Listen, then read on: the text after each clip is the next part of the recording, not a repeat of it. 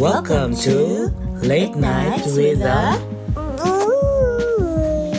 We're your hosts Jeff and Leah, this is the Booze Booze Podcast. For tonight's episode of Late Nights with the Booze, we'll be talking about budgeting 101 to financial freedom. Yes. So before we start on the real discussion, we'd like to thank those followed who followed us and subscribe. And listen to our episodes from YouTube, Facebook, and on Spotify. Yeah, so we didn't expect, we're just having fun, but I hope you also have had fun listening to our discussions. Yes. All right, so let's start. So here's the question for tonight. Have you ever experienced that feeling when payday arrives, but your money seems to vanish instantly, leaving you with a negative balance? In your budget? Yes. Yeah, So we had that experience when we were still in the Philippines. You know, it's definitely hard way and hard to get by, survive, and we learned the hard way, right? yes. I could still remember when we were in SM and it's already payday and we've already budgeted our salary And and yet still we're in negative we're balance still in negative on balance. day one. So we're still going to use our credit card It's to like a pay cycle. for those Yeah, the cycle debts. continues. Exactly. And if you're in that position, try to think maybe you can learn something from us. If not, yeah, it's something that you'll have to convince yourself to go, decide on what are the best next steps for you Yeah. to reach to that Yes, because we've learned the hard way. the hardest way. I So think there are some other people who knew us that we were having trouble, and I think I could still remember that person telling me you have to decide and think of what your next best steps to be out of that problem.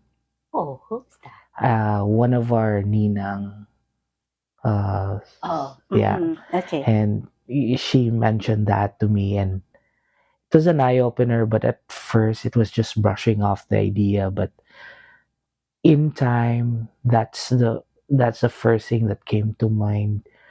That comes to my mind when this topic comes in. Yeah.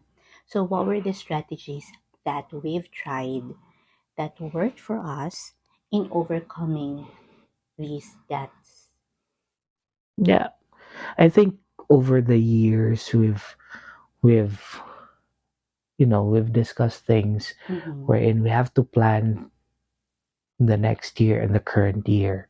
So I think what for us in the past years would be before starting the year, we've already planned, laid out the expected income and costs. Yes. So we actually have a spreadsheet where we um, put in all of our expenses for each month, our expected income for each month as well. So basically, we put in a goal, a financial goal for the year, and that already includes the budget, the savings that we want to achieve, and so on and so forth. Yeah, it's basically, yeah, it's like you're running a company and having your all of your financial statements um, put into one spreadsheet. So shout out to all those Excel gurus and data analysts around the world.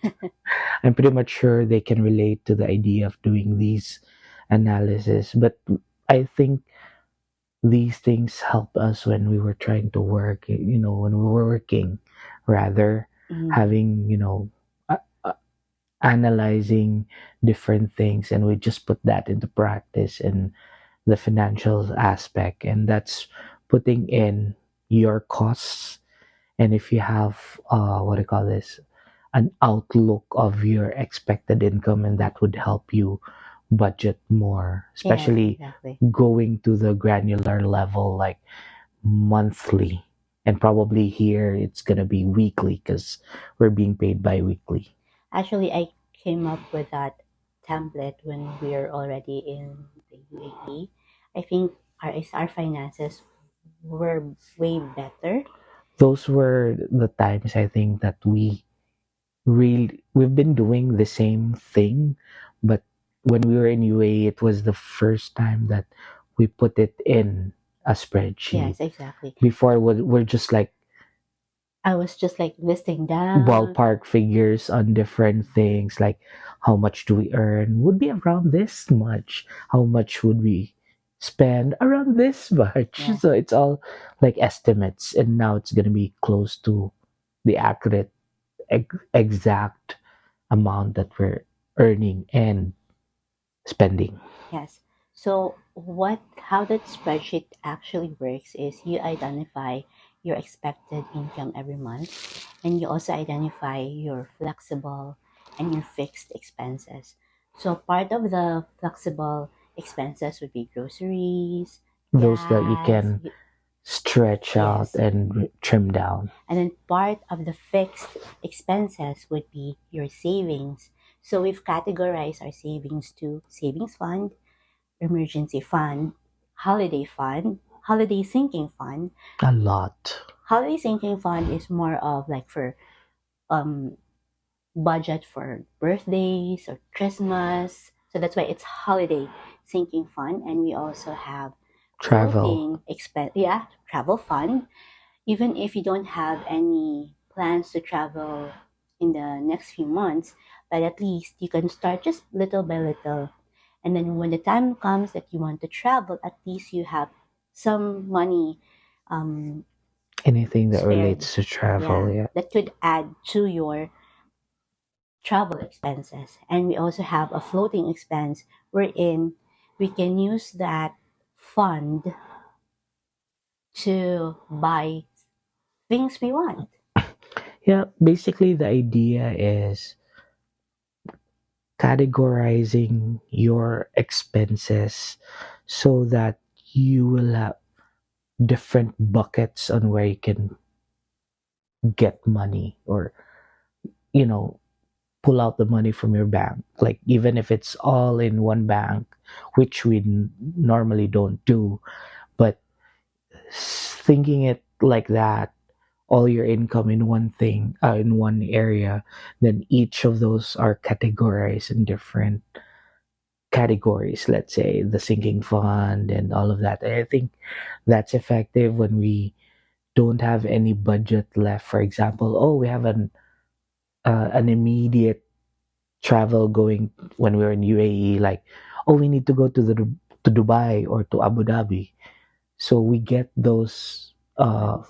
funds from the travel fund, and I think that in that way we were able to travel to different areas outside UAE as well. Yes. So that way you don't need to, because traveling or travel expenses is an immediate big expense. So if you already have a travel fund, existing travel fund, you won't need to touch whatever is your current funds, right? Yeah.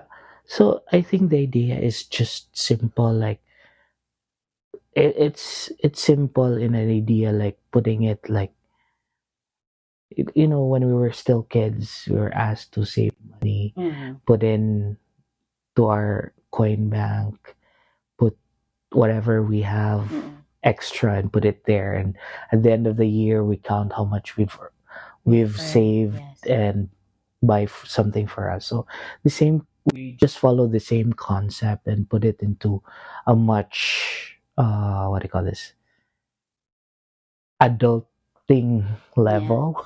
You know, when you mentioned about you when you were young, I could remember when I was still in college, I would save 2 pesos every day for something that I want to buy, and then 1 peso for my Christmas gift for Yeah. myself. So I think It's the same I concept. Yeah. kind of apply that to what It's more on a larger level because yes, we're earning right now compared to before. It's coming from yeah, our allowance. allowance, Yes. right? And with that, I was able to buy my sandals in Gaisano, my bag, because before I used to like whatever is Matchy the match. color of my shirt, I same think color with my everyone, bag, I same think color we've with my earned shoes. that title back then, wherein we always have a match Yeah, it's in always matching, colors. but I've graduated that phase. So anyway, the good thing about putting everything in a spreadsheet and where you can see the outlook for the year is you know that by the end of the year you know how much you'll be able to save and kind of inspires you to stick with in the The budget same, yeah. because you know at the end of the year you'll be saving this much. And that's when you start the whole idea. But when you go through different years, you get to compare whether or not you're earning more, earning less. You Mm-hmm. need to adjust things at a certain level. So your status year before may not be the same right now, especially when you're on the freelancing business. Things are not as constant as the regular jobs, Yes. right? So And we've experienced that too, right? yes. So it's not always that it's not permanent. It's not a guarantee that you'll Yeah. have that freelance job for the rest of your life. And you're not just relying on the dollar, you're also relying on skill, especially, you improve your skills to have a versatile line of business. You don't stick to just being a VA because maybe VAs will be obsolete soon, which I hope not. But there are a lot of tools right now that will not totally replace VA, but will cut down your time. Yes. So if it cuts down your time, then your earnings being cut down as well.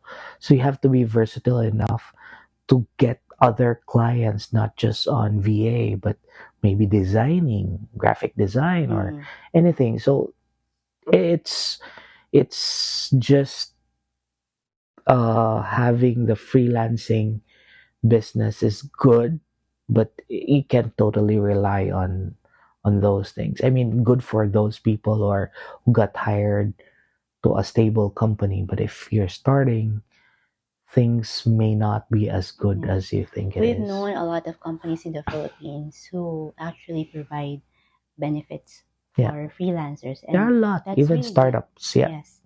And also, when it comes to um, the freelancing part, when you have an emergency fund available, Yes. so if ever, just in case that you lose your job, you have an emergency fund to run into.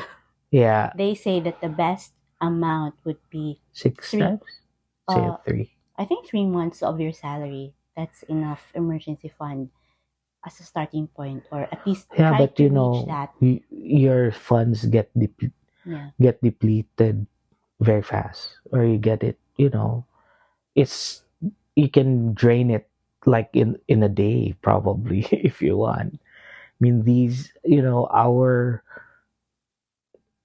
wherever you are, it's gonna be costly. The cost of living, especially if you're not earning, definitely your savings will go dry very soon. Yeah. And also, what we've, aside from the spreadsheet that we had, when we went to the UAE, we because we had a car, right? We purchased it from your sister. So what we did was, because we cannot pay for it yet, we sold the car. We sold the car back, and so that then we don't have any That debts anymore. And with the credit card, we also paid. paid all of our credit cards. That's why somehow we're able to gain financial freedom. And in the UAE, you would be very afraid to like get a loan Yeah, it's far different. The rules in the Philippines and in other countries may be different. So, So we didn't uh, yeah, right? And so we also paid in our yeah, I house. think we got so allergic with loans when we learned to fix our financial problems. Yes. So once we were in that negative phase, we promised ourselves not to be in that the same position ever. So we tried to look for other ways to not to be on that Yes. position. And when we paid off our house, we actually got it from our savings, right? Yeah. Yeah. So instead of letting, if you have a debt, instead of letting your savings sleep from the bank, especially if you have a house, try to pay it. If you can pay it all, better. Yeah. If not, at least cut down your At debt. least like pay extra Yes, every year or every month so because that the 25 years can reduce to like maybe 10, yeah, 15 years. yeah, a good example I can share in terms of numbers is that our house was valued around 400. 490, 500,000. Let's set it that way. So with a 25 year amortization, it could reach to a value of I think 2 1 to million. 3 million. Oh, yeah. Imagine that 500,000, and if you have an extra 100,000, for example, just pay it off to your principal amount, Yes. and it would cut down your years to pay. Mm-hmm. So just that simple. I mean, not everyone would have the capacity to pay, but try to find a way. I think what helped us was when we were working in a regular day, especially in the UAE, we also had our freelance with us. Yes. So that helped us double our income. Not really to that much, but we'll have extra money to pay for another year or another part payment for our principal. Yeah. And we Um, had our house rented as well. so it's a So passive basically, income. the monthly payment for the Yeah, house was covered by the rent. yeah. So So technically, we're not paying for the house anymore. So every time we receive receive the rent. rent, we pay it as like the monthly for pag-ibig. And then when we have an extra set of income, we pay to the principal amount. But as time passed by, we got lucky and saved the same amount and amounting to, let's say, 200,000. Then we just paid off the remaining part of the Yeah. years. Actually, Ate Jean was the one who gave us that idea because we really did not think of paying the house, right? And she But said, I had that idea. I told you that. yeah, But we were not, I think you were not convinced that it's going to be something beneficial for us yeah, until she told us, yeah. So why not pay off your debt yeah, instead of your money sleeping in the bank? compare the amount, the interest that you're getting yearly from the bank versus the effect of your loan from pag-ibig, right? Yeah, So I could save up 2 million from paying just additional 200 or mm, 300,000 from my actual amount. So yeah. Basing on do the that math. concept, when we also are interested to buy, like for me, with there's stuff that I wanted to buy, and I don't want to charge it on the credit card. Because before, what we usually do is if they would say, "Oh, it's zero 0%, percent interest, that's a 6 months to trap. pay," I'm allergic now because We learned it the hard we way, as learned we the hard said. way. So what we do instead of using our credit card to pay, oh, we use our credit card to Yeah. pay for that. Let's say the amount is 3,000 dirhams for that gadget that I wanted to buy.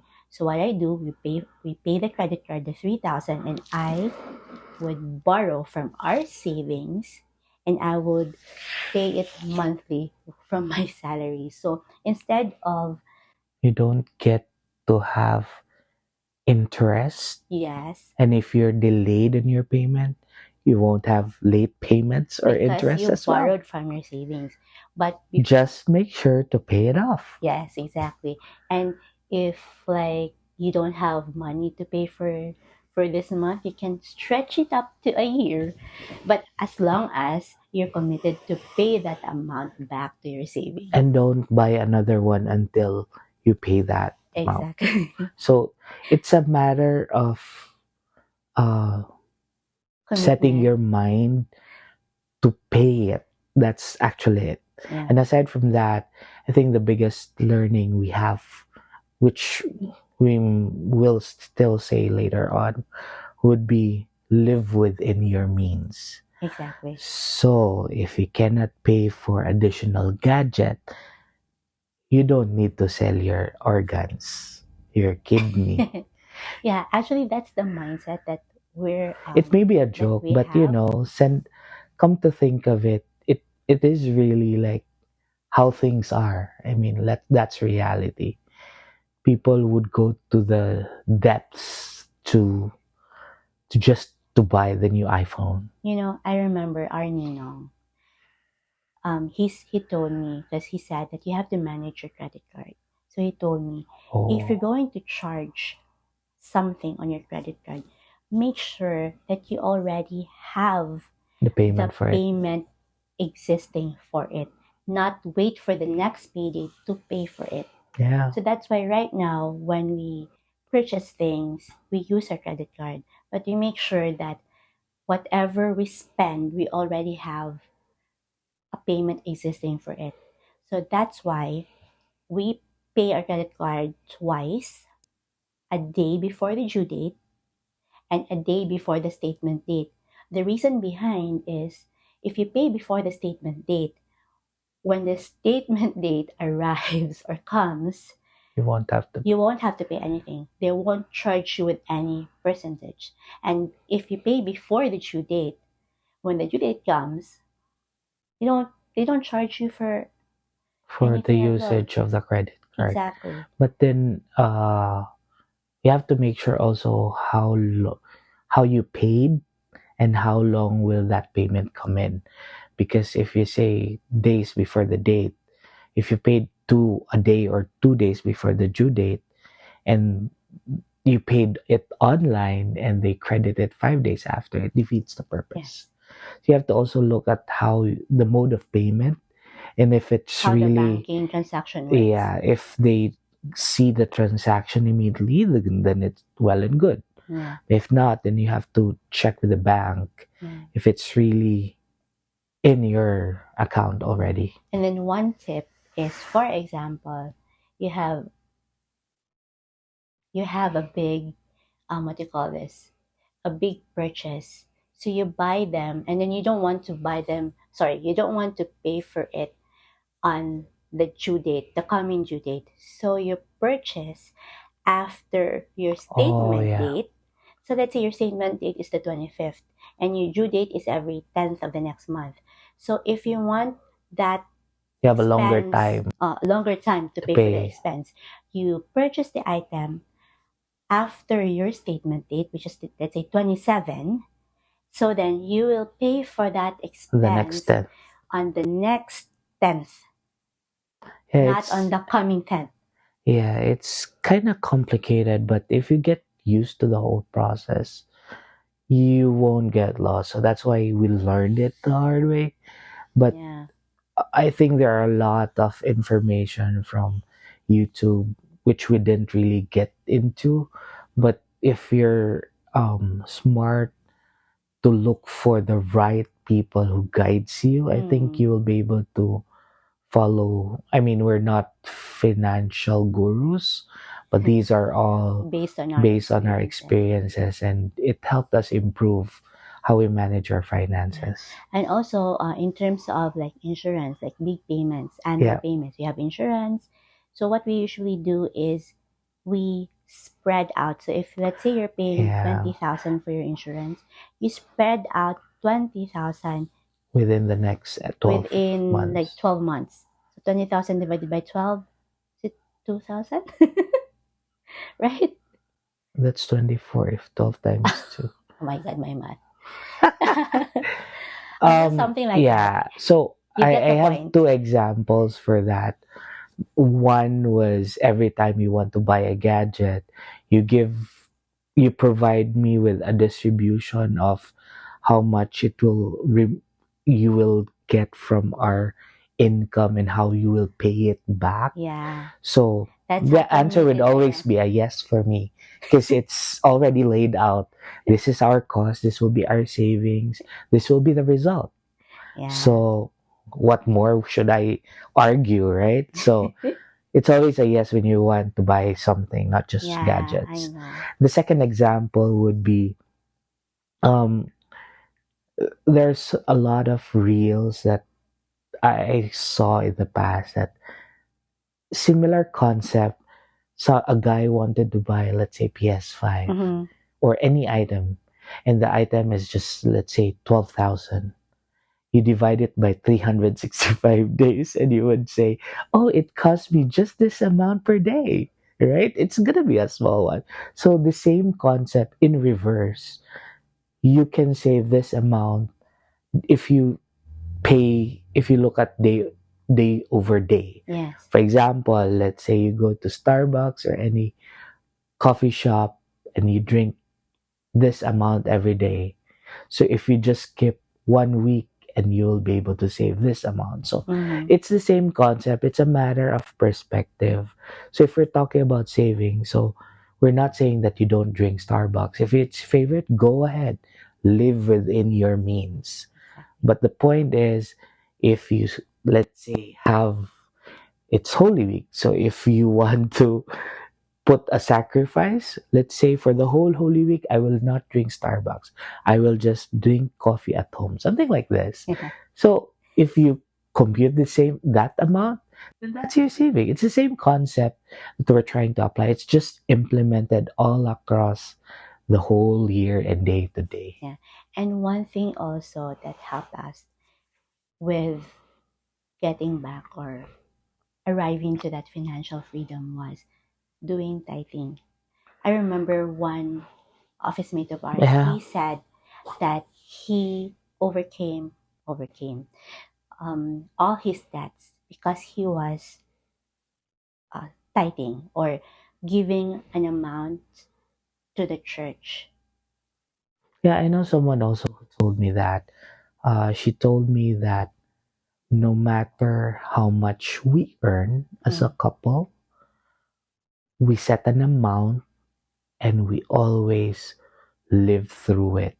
We don't get, negative value. God will always provide for us. exactly. So, And I always believe in that.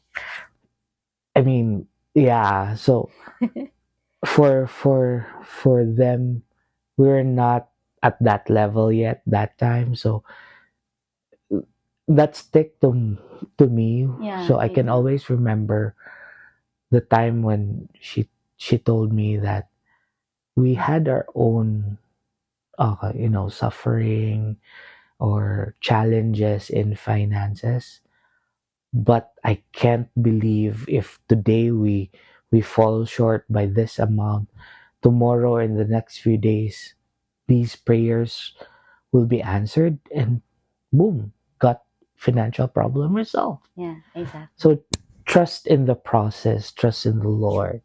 But at the end of the day, it still live Within within your your means. means. Exactly. Right. So I think We've pretty much discussed everything except for investments. what can you say about So, in investments? our experience, the house that we paid off is already an investment because we're continually renting it, right? And also, you can do stocks, but we're not quite good with stocks. I failed on stocks, unfortunately, but So we I cannot think probably, provide suggestions yeah, or I think advices on probably stocks. because one of the biggest failure was not investing in Jollibee Food Corp back then, Yeah. when it was still around 95, 98, Mm, and we didn't have the means, of course. yeah. I was informed that it was around 95 at that time, but even if I want to, we didn't have extra at that time. So I went into when we had extra savings, but I wasn't able to, because when you're into stocks, you have to monitor it Yes. unless you go through what An blue agent. collar, yeah, agent, wherein they'll be the one helping you with deciding where to invest your Yeah. stock. So there are other videos out there they could refer to, and we are not experts in that. So our experience wasn't that good. Yeah. So better yet, not share it with you guys. Yeah. So they say that the best investment would be to invest on a Real house, estate, to real estate. because the value increases over Yes. time. But just be Exactly. careful as well, because if it's investment, you have to have something to pay, because it's not just, oh, it's just this amount, and you wouldn't know, you don't have plan A, plan B, and plan C if something happens Mhm. and ends up nothing, right? And I think that It's was not our going to be an main investment. consideration for investing in the Philippines, a property.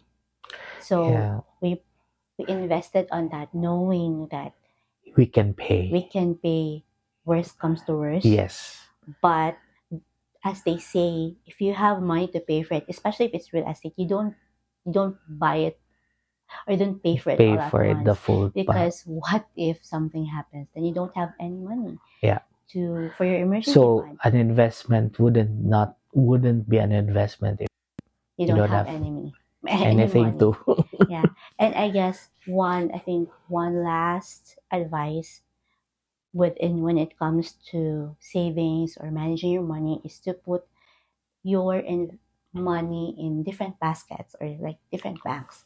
Let's say you have one bank for your savings fund, another bank for your emergency fund, another bank for your travel fund, and then another bank for just like for your dailies. Yeah, that idea would only be applicable if you've already reached a point of close to financial freedom. You don't do that.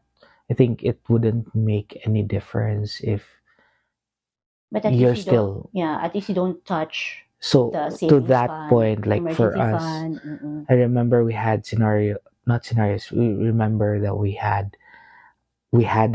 have a bank wherein it takes both of us to sign to pull out money and all Joint of the, account. yeah. Yeah. So th- as long as, regardless if we need to sign off or someone would have to sign off to do that, it still depends on your mentality, your perspective, that you will not touch Touch that this income money. or money I have. Yes. So at the end of the day, it's your mindset. It's not just what strategy or method you'll be using. It's all about how you see things, how you implement these Yeah. things. And your commitment, right? Right, Johan? Oh, our baby is You're awake. awake. You want to Oh, my join. baby wants to deaden us. All right. So I think that wraps up everything. For tonight. Good night, guys.